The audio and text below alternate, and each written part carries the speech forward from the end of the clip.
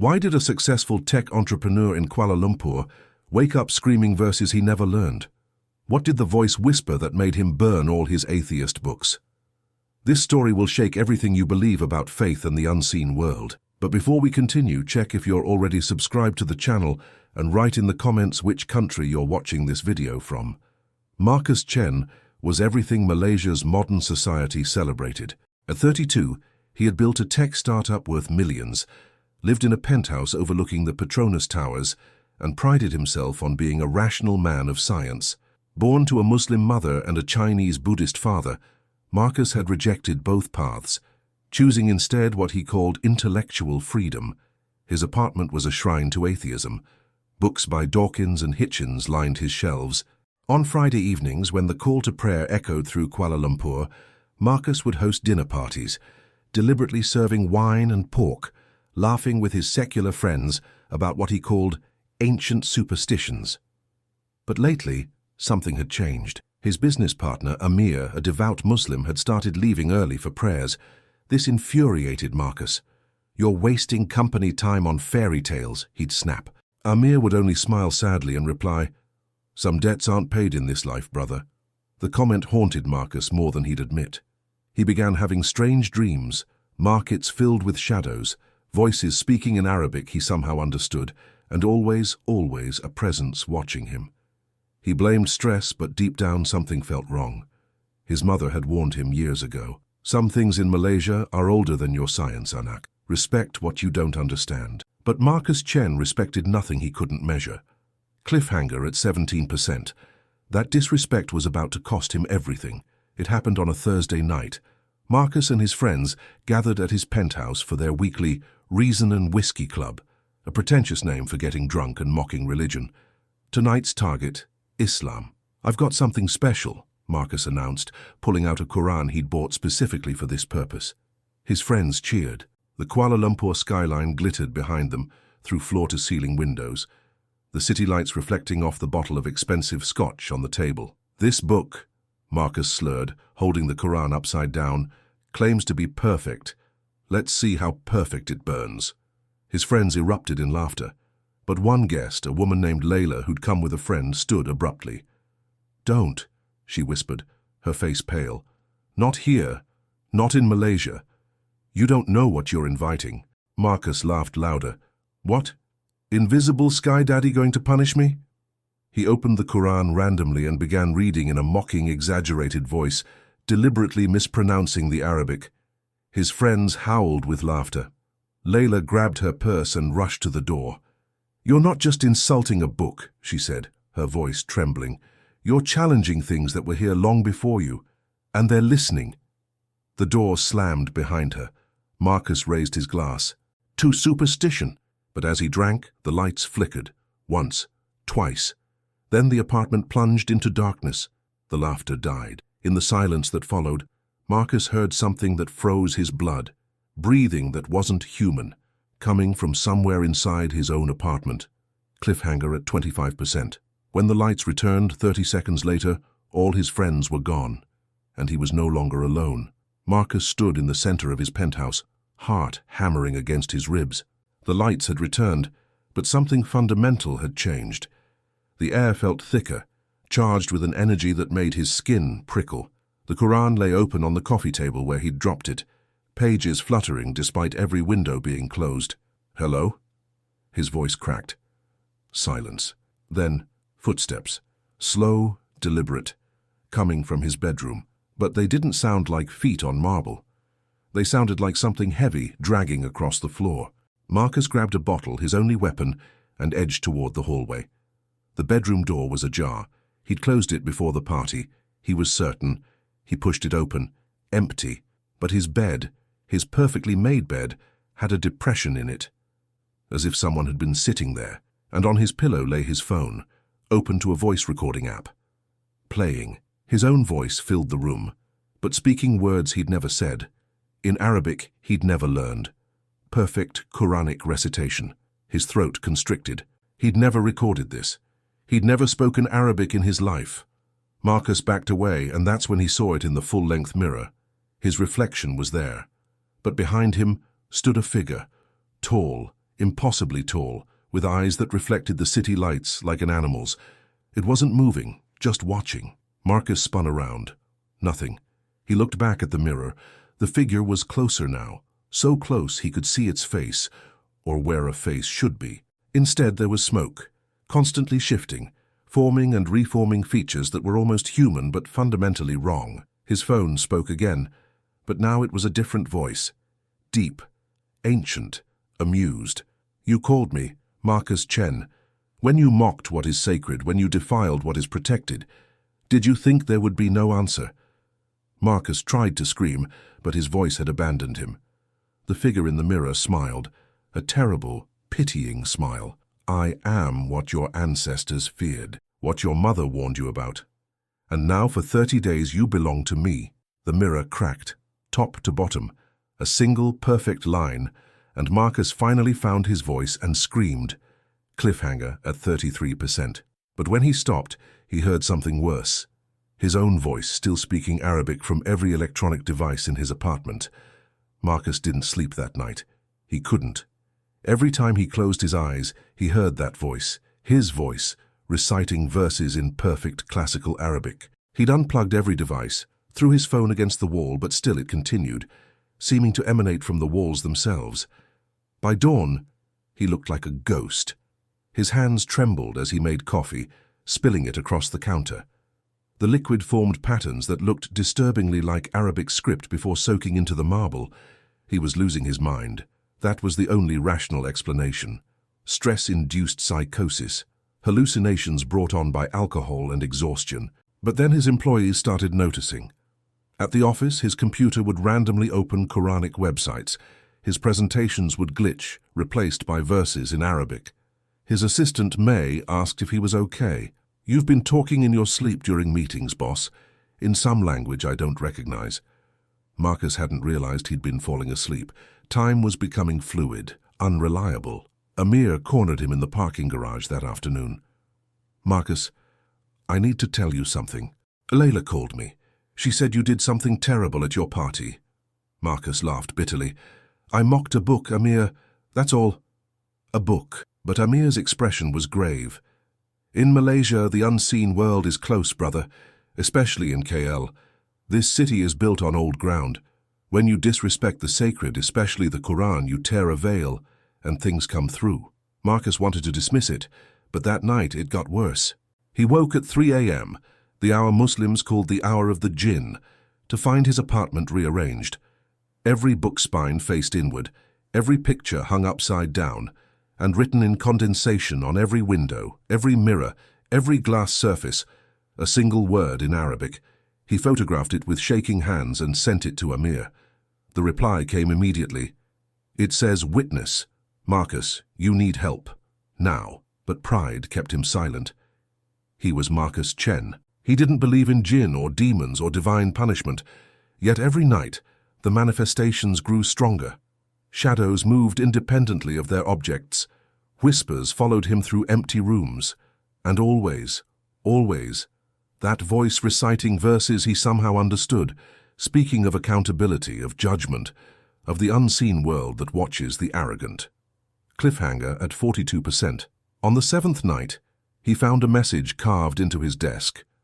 "In 23 days, you will understand faith, or you will be mine forever." Marcus had exhausted every rational explanation. Doctors found nothing wrong.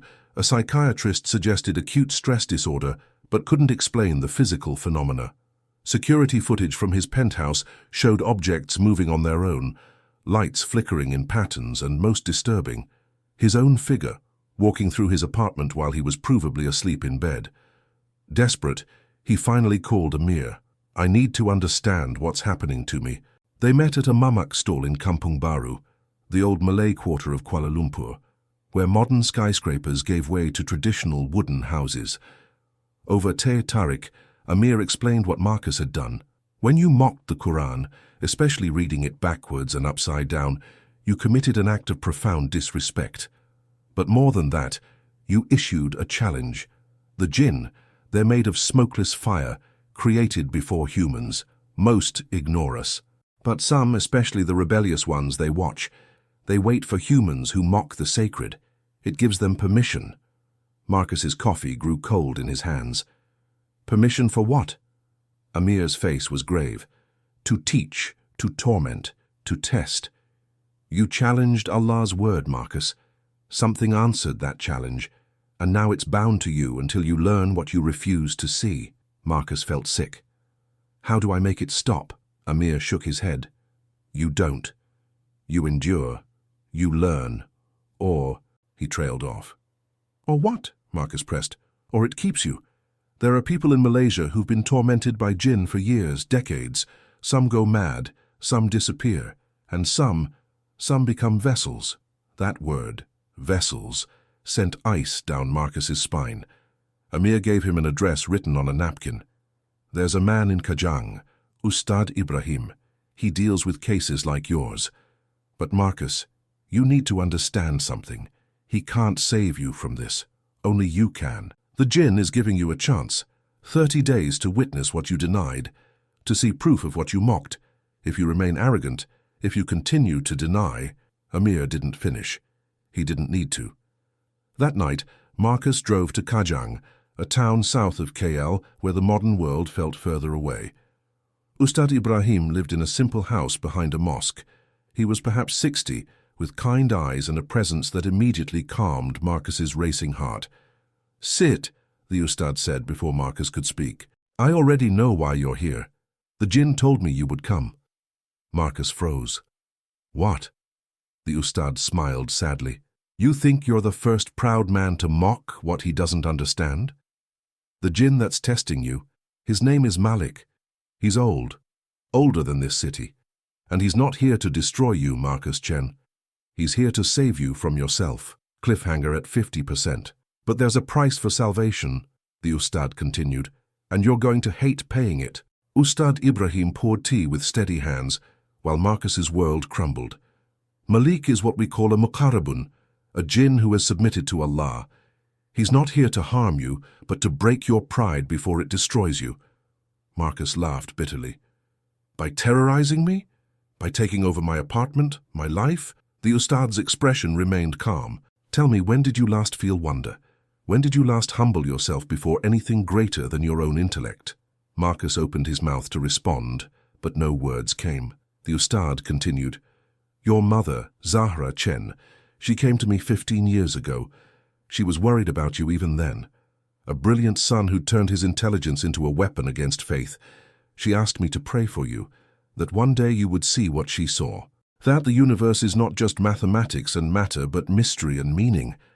Tears burned Marcus's eyes. His mother had died 3 years ago. He'd refused to attend her Muslim funeral rites, calling them superstitious nonsense. Malik heard her prayers, the Ustad said softly. For 15 years he's watched you, waited for the moment when your arrogance would peak, when you would cross a line that demanded response.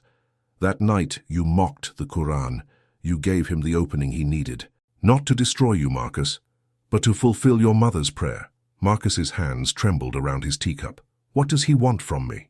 The Ustad stood, walked to a shelf, and pulled down a worn Quran. For 30 days, he will make you witness the unseen world. You will experience what you denied.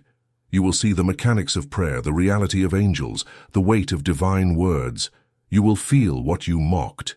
And if I still don't believe? Marcus whispered. The Ustad's face darkened. Then on the 30th day, Malik will present you with a choice. Submit to the truth you've witnessed, or surrender your soul to prove you were right. There are no half measures in the unseen world, Marcus. You challenge the sacred. Now you must answer for it. Marcus felt the walls closing in. How do I survive this? The Ustad handed him the Quran. You already know Arabic now, don't you? Even though you never studied it? Marcus nodded slowly. It was true. Since that night, he understood every word of the recitations that haunted him. That's Malik's first gift, knowledge you didn't earn, to show you that reality operates beyond your materialist assumptions. For the next 23 days, read this. Not with mockery, but with genuine curiosity. And when Malik manifests, don't run. Listen. He is your teacher now, whether you want him or not. The Ustad walked Marcus to the door. One more thing. Your mother's grave, you've never visited it, have you? Shame flooded Marcus. No. The Ustad pressed a piece of paper into his hand. Go tomorrow. She asked that I give you this if you ever sought my help. She wrote it the week before she died. Cliffhanger at 58%. Marcus unfolded the note in his car, his mother's handwriting blurring through his tears. My beloved son, if you're reading this, it means you've finally been humbled. Don't waste this gift. The pain you feel is not punishment. It's love trying to reach you. Say yes to what you've always denied, your mother who never stopped praying for you. The next morning, Marcus stood at his mother's grave in the Cheras Muslim cemetery. He'd avoided this place for 3 years, unable to face what it represented. Her faith, his rejection, the guilt of knowing he'd broken her heart. The tropical sun beat down on the marble headstone. Zahra binti Abdullah Chen, beloved mother, faithful servant of Allah. He knelt, placing his hand on the sun-warmed stone. I'm sorry, Ibu, he whispered in Malay, a language he'd rejected along with his mother's faith. I'm sorry I was so proud, so stupid. And then he felt it, a presence behind him. Not threatening this time, waiting. He turned slowly. Malik stood in the shadow of a palm tree, more visible in daylight than he'd been before. Tall, impossibly thin, with eyes like amber that held millennia of knowledge. Your mother was a woman of pure faith. Malik's voice resonated through Marcus's chest rather than his ears. She died making dua for you. 40 years of prayers, Marcus Chen. Everyone heard. Everyone counted. Did you think those prayers would go unanswered? Marcus found his voice. Why this way? Why torture me? Malik stepped closer and Marcus forced himself not to flee. Is it torture to show you truth, to give you the knowledge you claim to seek? You wanted proof, Marcus. Evidence. The scientific method applied to faith. Very well, for 30 days you received that proof. Marcus stood shakily. But I'm terrified. Every night I'm terrified. Malik's expression softened, becoming almost human. Good. Fear is the beginning of wisdom. Your arrogance required breaking. Better to break now than face judgment unprepared. They stood in silence, man and jinn, in a graveyard where the call to prayer drifted from a nearby mosque. Finally, Marcus asked the question burning inside him. What if I can't believe? What if even after all this I can't surrender my doubts? Malik's eyes flashed. Doubt is not the same as mockery. Allah created you with an intellect. Use it. Question, investigate, analyze, but with humility, not arrogance. The problem was never your questions, Marcus. It was your certainty that you already knew the answers. He gestured toward the grave. Your mother doubted sometimes. All humans do. But she remained humble before mystery. She remained open. That's what you must learn. Marcus felt something shift inside him. And if I do? If I learn, if I change, will you leave me? Malik smiled, a strange, sad expression on his inhuman features. I will never leave you, but I will no longer need to manifest. I will return to what I was, a guardian assigned by your mother's prayers, watching from the unseen realm, protecting rather than teaching. Marcus felt tears streaming down his face. I don't know if I can do this. Malik placed a hand on his shoulder, solid, warm, real. You've already begun. The man who mocked the Quran 17 days ago would not be standing at his Muslim mother's grave crying. You're dying, Marcus Chen. Let yourself. Cliffhanger at 67%. As Malik faded, his final words hung in the air. In 13 days, you will choose. Choose wisely. Your mother is watching. The final 13 days transformed Marcus. He closed his startup, telling investors he needed a medical leave. He stopped drinking. He sold his penthouse and moved into a modest apartment in Ampang, closer to the mosque his mother had attended. Every morning, he woke before dawn to read the Quran Malik had given him the ability to understand. Every evening, Malik would manifest, and they would talk. These conversations were not what Marcus expected. Malik spoke of stars and atoms, of quantum mechanics and divine will, of how the universe's mathematical precision pointed toward an architect rather than away from one. He showed Marcus things, visions of the night of creation, of angels recording human deeds, of the barrier between life and death where his mother waited. Marcus wept often. His certainty crumbled, his pride dissolved, and in its place something new grew, humility, wonder, and a tentative, fragile faith. But as the 30th day approached, dread grew in Marcus's heart. Amir visited him, shocked by his transformation. "Brother, you look different, like you've been carrying something heavy and finally put it down." Marcus smiled weakly. "Tomorrow is the test. Malik says I must choose." Amir's expression grew serious. "What are your options?" Marcus stared out the window at the Kuala Lumpur skyline, now beautiful to him in a way it never had been before. "I can accept Islam, truly accept it in my heart, and Malik will release me. Or I can refuse, clinging to my old certainty, and I will belong to him forever. A warning to others, a cautionary tale." Amir gripped his shoulder. "Marcus, that's not a choice. That's obvious." But Marcus shook his head. "Is it? To accept Islam means accepting I was wrong about everything. It means my entire life before this was wasted. It means humbling myself before everyone I mocked, everyone I hurt with my arrogance. It means becoming what I despised." He turned to Amir, tears streaming. "Part of me still wants to refuse, to go down fighting, to prove I can't be broken. My pride isn't dead, Amir, it's just wounded." Amir embraced him. "Then let it die tomorrow. Kill it yourself before it kills you." That night, Marcus couldn't sleep. At 3 a.m., Malik appeared one final time. "Tomorrow, Marcus Chen. Tomorrow you choose." Marcus looked at the jinn who'd tormented and taught him. "I'm afraid," Malik nodded. "Only the living fear change. The dead fear nothing because they can no longer change. Choose life." At dawn, Marcus walked to the mosque where his mother used to pray. He stood outside, watching men enter for Fajr prayer.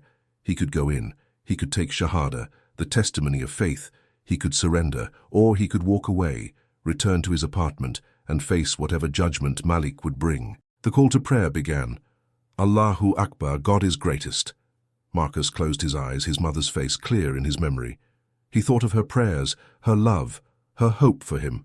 He thought of Malik's patient teaching, of the wonders he'd witnessed, of the truth he could no longer deny. Cliffhanger at 75%. He took a step forward, then another, toward the mosque, toward surrender, toward death of the old Marcus and birth of something new. Marcus stood in the mosque's ablution area, water dripping from his hands and face, performing wudu for the first time in his life. His heart hammered so loudly he was sure everyone could hear it. An elderly imam approached, sensing a newcomer. "Brother, do you need help?" Marcus's voice cracked. I need to." He couldn't finish. The imam's weathered face broke into a gentle smile. "Come, let's sit." In a quiet corner of the mosque, Marcus told his story. Not all of it. Not about Malik or Jinn, but enough. A life of arrogance, a mother's prayers, a sudden, undeniable awakening to truth. The imam listened without judgment, then said, "Are you ready to testify?" Marcus nodded, tears already flowing. The imam called several witnesses. As the first light of dawn filtered through the mosque's windows, Marcus spoke the words that would change everything. "Ashhadu an la ilaha illa Allah, wa ashhadu anna Muhammadan Rasulu Allah." I testify that there is no God but Allah, and I testify that Muhammad is his messenger. The words left his mouth, and something shattered inside him, the last bastion of his pride, his old identity, his former certainty. He sobbed like a child while the men around him embraced him, welcoming him to Islam. "Your sins are washed clean, brother," the imam said. "You are reborn today." When Marcus finally composed himself and stepped outside, the sun had fully risen. Kuala Lumpur looked different, sharper, more vibrant, as if he'd been seeing through dirty glass his entire life, and someone had finally cleaned it. Malik stood across the street, visible only to Marcus, a smile on his ancient face. Marcus walked toward him. "Is it done?" Marcus asked. Malik nodded. "Your mother's prayers are answered. My duty is fulfilled. But Marcus Chen, now Muhammad Chen, remember this. Faith is not a moment. It's a lifetime of moments. You will doubt again. You will struggle. That's human. But you will never again be lost, because you will know someone is watching. Someone cares. Someone answered." Marcus, Muhammad now, wiped his eyes. "Will I see you again?" Malik's form began to fade, becoming translucent in the morning light. "I am always here as all jinn are, in the spaces between seen and unseen, but you won't need to see me. You'll feel me when you pray, when you read Quran, when you remember your mother. I am her gift to you, and I will guard you until you join her." He was almost gone now, just a shimmer in the air. "Thank you," Muhammad whispered, "for breaking me, for saving me." Malik's voice came one last time, barely audible. "Thank your mother." I only answered her call, and then he was gone. Muhammad stood alone on the street as Kuala Lumpur woke around him. The city where ancient beliefs and modern life coexisted, where the unseen world pressed close against the visible, where a proud man's mockery had led to his salvation.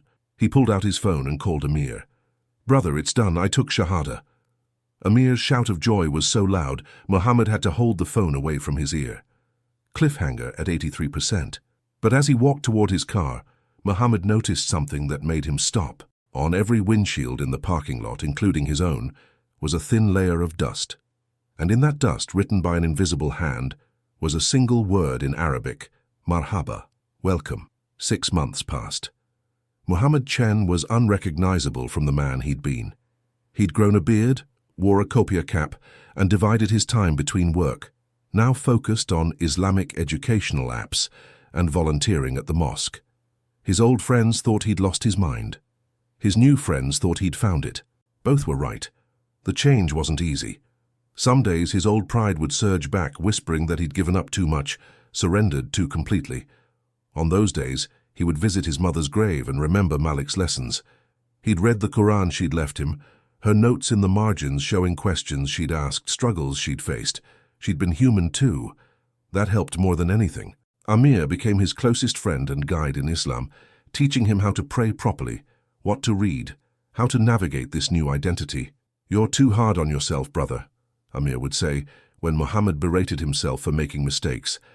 "Allah loves the one who keeps trying despite failing more than the one who never falls." Muhammad learned to accept mercy, both divine and human. He started a YouTube channel, anonymously at first, telling his story. "I'm a former atheist who mocked what I didn't understand. I'm here to share what I learned." The response overwhelmed him. Thousands of messages from people struggling with doubt, with pride, with the same arrogance he'd carried. He answered each one, remembering how alone he'd felt. One message came from Layla, the woman who'd fled his party that terrible night. "I prayed for you every day since then. Alhamdulillah, thank God you found your way." Muhammad visited Ustad Ibrahim regularly. The old teacher would smile knowingly as Muhammad shared his progress and struggles. "Malik chose well," the Ustad said once. "Your intelligence is a gift, Muhammad. Now you're using it as Allah intended, to seek truth, not to inflate ego." Muhammad asked something he'd wondered for months. "Do you see jinn often?" The Ustad laughed. "Every day. They're everywhere in Malaysia. Most Muslims just don't realize how close the unseen world is. You're blessed and cursed to know." His business thrived in unexpected ways.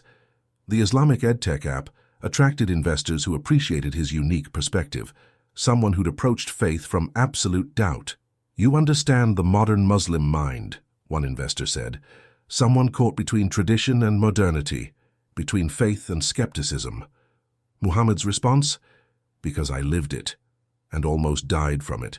On the 1-year anniversary of his Shahada, Muhammad organized an event at his old penthouse, now owned by someone else, but they'd allowed him to rent it for one evening. He invited everyone who'd been at that terrible party. Most came out of curiosity. He stood before them, the Kuala Lumpur skyline glittering behind him, and told them everything. Not about Malik, that remained private, but about his journey from mockery to faith, from arrogance to submission, from death to life. Some laughed. Some were moved. A few approached him afterward with questions, real questions, without mockery. "How do you know it's real?" one asked. Muhammad smiled. "I don't ask you to believe my experience. I ask you to examine your own certainty. Are you sure there's nothing beyond matter? Are you sure your intelligence explains everything? I was sure once. That certainty almost destroyed me. Now I'm certain of only one thing. I know far less than I thought I did. And that's made all the difference." End of 92%. As guests left, Muhammad stood alone one last time in that space where his old life had died, where he'd been terrified that he would have to let go of his old life. The city lights reflected off the windows. Somewhere in those lights, in the spaces between buildings, in the unseen corners of this ancient city, Malik watched. and approved. Muhammad Chen's story is not unique. Across Malaysia, across the Muslim world, across human history, proud hearts have been humbled by encounters with the divine. Some through visions, some through suffering, some through the intervention of beings we cannot see but who see us. The lesson is always the same. Arrogance blinds, humility reveals. If you're watching this as a skeptic, Muhammad's message is simple. You don't have to believe his story, but examine your own certainty. When did confidence become arrogance? When did questioning become mockery? There's a difference between seeking truth and assuming you've already found it. One leads to wisdom. The other led Muhammad to 30 days of terror that saved his life. If you're watching this as a believer struggling with doubt, Muhammad says, doubt is not disbelief. Questions are not sins. His mother doubted, yet she prayed for 40 years. That persistent, humble faith, not perfect certainty, is what saved her son. Keep praying, keep seeking, keep trying. Allah answers in His own time, in His own way, sometimes through beings made of smokeless fire who teach us what we refuse to learn. And if you're watching this having mocked what others hold sacred, whether Islam or any faith, Muhammad's warning is urgent. Some lines once crossed demand a response. Not always from God directly, but from the systems He's set in place, the guardians He's appointed, the natural consequences of disrespecting mystery. You may not believe in jinn, but in Malaysia they believe in you.